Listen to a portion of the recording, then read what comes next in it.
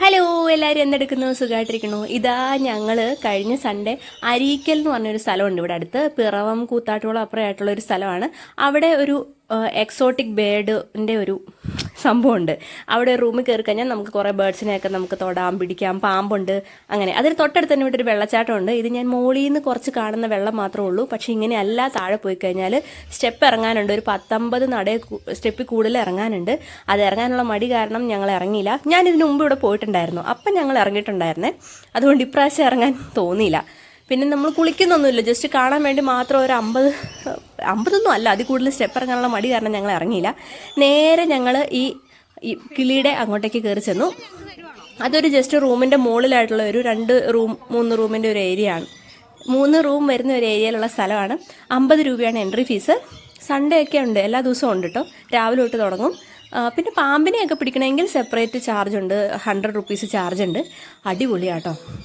കാണാൻ അത്ര ഉണ്ടോ എന്ന് ചോദിച്ചു കഴിഞ്ഞാൽ ഫസ്റ്റ് ടൈം ഇതൊക്കെ എക്സ്പീരിയൻസ് ചെയ്യുന്നവർക്ക് ഇതൊക്കെ ഭയങ്കരമായിട്ട് ഇഷ്ടപ്പെടും. പിന്നെ നമ്മുടെ അടുത്ത് കിളികൾ വന്നിരിക്കുന്നത്, അവരുടെ വർത്തമാനം പറയുന്നത്, തൊടാൻ നോക്കിക്കഴിഞ്ഞാൽ അവർ കൊത്തു വെച്ചേരും കേട്ടോ. അതൊക്കെ വേറെ കാര്യം.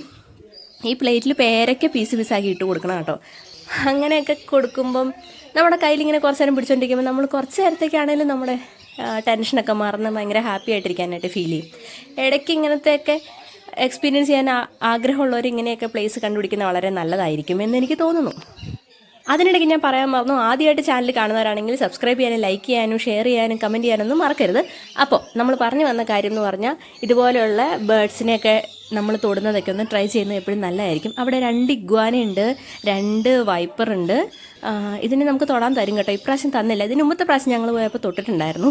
എപ്പോഴും തൊടാൻ എന്തോ, ഞാനല്ല തൊട്ടേ, കഴിഞ്ഞ പ്രാവശ്യം ഹസ്ബൻഡായിരുന്നു. ഇപ്രാവശ്യം ഹസ്ബൻഡ് കൂടെ വരാത്തതുകൊണ്ട് ആരുമില്ലായിരുന്നു ധൈര്യശാലികളായിട്ട്. ഇതേ മുള്ളമ്പന്നിയുണ്ട്, കുഞ്ഞു മുള്ളമ്പന്നി, മറ്റേ മാഷ കാർട്ടൂണിനകത്തെ മുള്ളമ്പന്നിനെ പോലത്തെ മുള്ളമ്പന്നി. ഇത് വേറെന്തോ സൈസ് എലിയോ അങ്ങനത്തെ എന്തോ ഐറ്റമാണ്. മുയലൊക്കെ ഉണ്ട്. ഇപ്പം എല്ലാ പ്ലേസിലും ഇങ്ങനത്തെ ഓരോ സ്ഥലങ്ങളുണ്ടെന്നാണ് ഞാൻ കേട്ടിട്ടുള്ളത് കേട്ടോ. എവിടേക്കോ തൃശ്ശൂരൊക്കെ ഇങ്ങനത്തെ ഒരു സംഭവം ഉള്ളതായിട്ട് ഞാൻ കണ്ടിട്ടുണ്ട്. ഞങ്ങൾക്ക് ഇവിടെ അടുത്ത് ഇത് മാത്രമേ ഉള്ളൂ. എന്താണേലും കൊള്ളാം. ഞാൻ 2ാമത്തെ പ്രാവശ്യം ഇവിടെ പോകണം. എനിക്കിഷ്ടമാണ്. ഈ കിളിയെ തൊടാൻ അവർ സമ്മതിക്കില്ല, നല്ല കൊത്ത് കിട്ടും. പക്ഷേ ഇതിൻ്റെ ഒച്ചയൊക്കെ കേട്ട് ഇങ്ങനെ അതിനിടയിൽ നിൽക്കാനായിട്ട്, പിന്നെ കുറേ ഫോട്ടോസും വീഡിയോസും എടുക്കുക എന്നുള്ളതാണ് മെയിൻ കാര്യം. അത് വേറെ കാര്യം. അച്ഛനും അമ്മയും, അമ്മയുടെ അമ്മയാണ് ഇന്ന് എനിക്ക് കിട്ടിയത്.